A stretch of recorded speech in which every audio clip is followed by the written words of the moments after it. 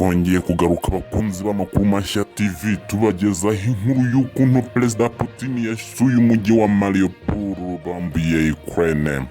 Kugeza ubu Perezida w'Uburusiya Vladimir Putin yasuye umujyi wa Mariupol wahoze ari uwa Ukraine ariko ukaza gufatwa, ndetse ubwo yagendaga n'imodoka yanyuzagamo agahagarara akavugana n'abaturage.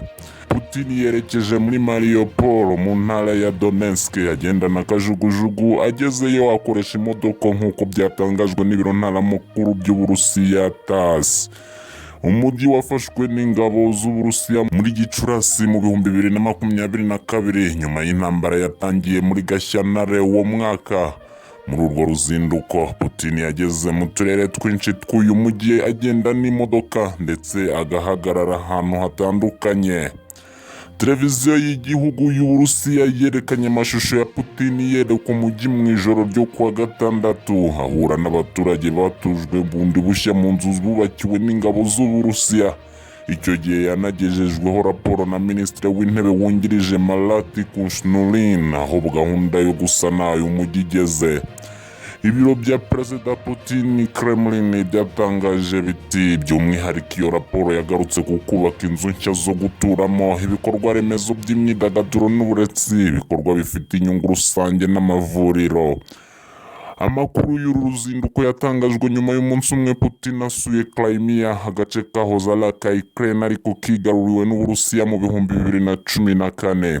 Yagiye muri uwo mwijyi mbakirwa hizihizwa imyaka 9 ishize aho hantu habayeho Uburusiya. Kuwa gatandatu kandi Putin yasuye umujyi wa Sevastopol ari kumwe n'umuyobozi waho washyizweho n'Uburusiya Mikhail Razvozayev.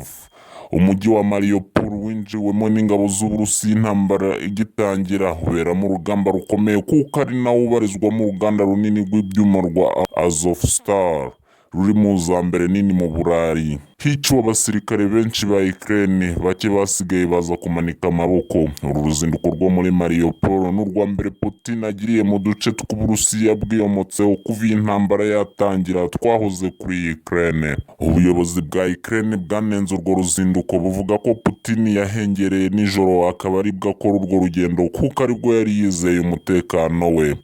Avuye muri Mariupol, Putin yasuye umujyi wa Rostov mu majyepfo y'Uburusiya aho no kuri iki cyumweru yanahuye n'umugaba w'ingabo z'Uburusiya ziri muri Ukraine General Valery Gerasimov.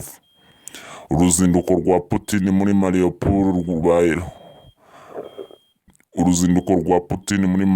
rubaye nyuma y'uko urukiko mpuzamahanga mpanabyaha ICC kuwa gatanu rwasohoye impapuro mpuzamahanga zo kumuta muri yombi ashinjwa ibyaha by'intambara no kujyana mu Burusiya ku ngufu abana bo muri Ukraine. Ntabwo Putin aragira icyo atangaza kuri izo mpapuro, ariko ibiro bye Kremlin byavuze ko nta shingiro zifite. Uburusiya ntabwo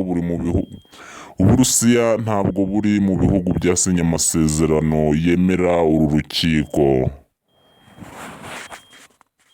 Amakuru mashya TV. Kanda handitse subscribe niba utarabikora, uraduteye inkunga yo kujya tukugezaho amakuru mashya buri gihe.